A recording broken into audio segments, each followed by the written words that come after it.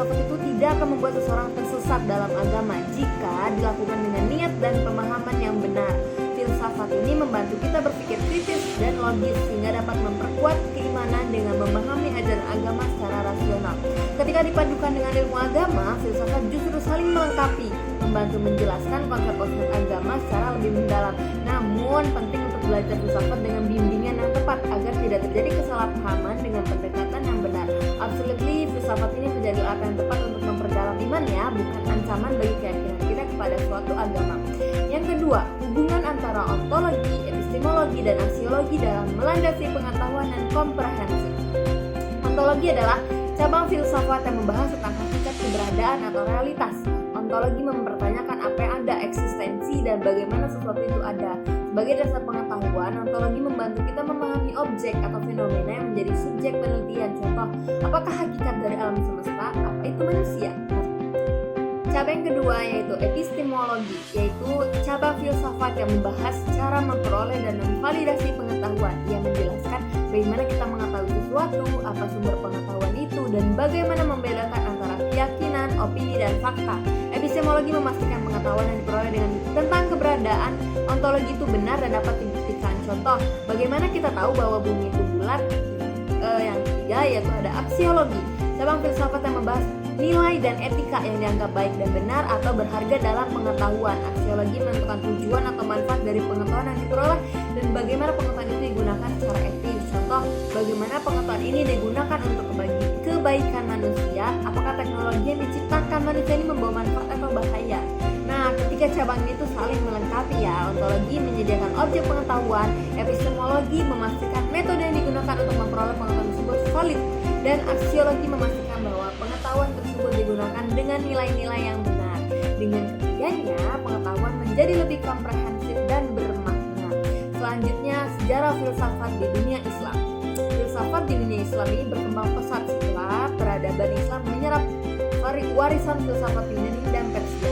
Proses ini terjadi terutama pada keemasan Islam abad ke-8 hingga 12. Nah, yang pertama itu ada penerjemahan naskah Yunani. Pada era dinasti Abbasiyah, Khalifah Al-Ma'mun mendirikan Bait Al-Hikmah di Baghdad. Para cendekiawan menerjemahkan karya-karya filsafat Yunani seperti Plato dan Aristoteles ke dalam bahasa Arab.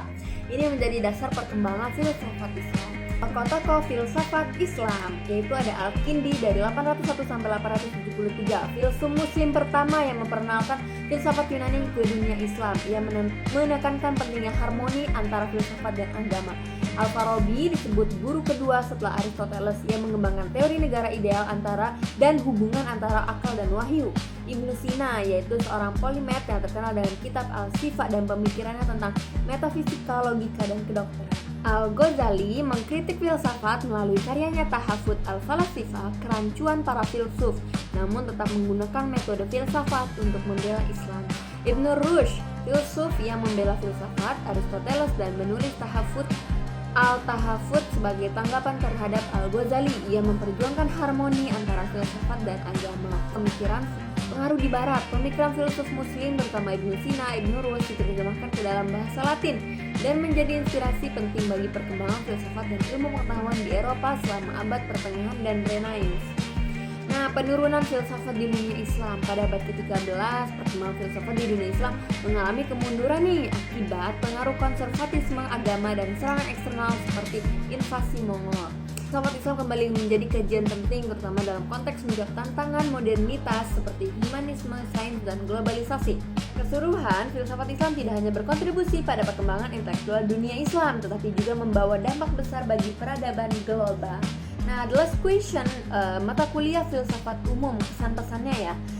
Mata kuliah ini tuh seperti masuk ke dunia penuh teka-teki, seru tapi menantang, bikin otak itu muter-muter. Kelas sering diisi diskusi mendalam yang bikin kita sadar bahwa hidup itu punya banyak lapisan. Selain teori, filsafat juga relevan untuk refleksi diri, terutama saat membahas etika ya. Pelajaran ini seperti cermin, memaksa kita mempertanyakan prinsip hidup kita. Filsafat itu juga seperti roller coaster, bikin frustasi karena tak ada jawaban pasti, tapi akhirnya memberikan kita wawasan yang lebih luas dan mendalam. Mungkin cukup sekian dari saya, kurang lebihnya mohon dimaafkan. Wassalamualaikum warahmatullahi wabarakatuh.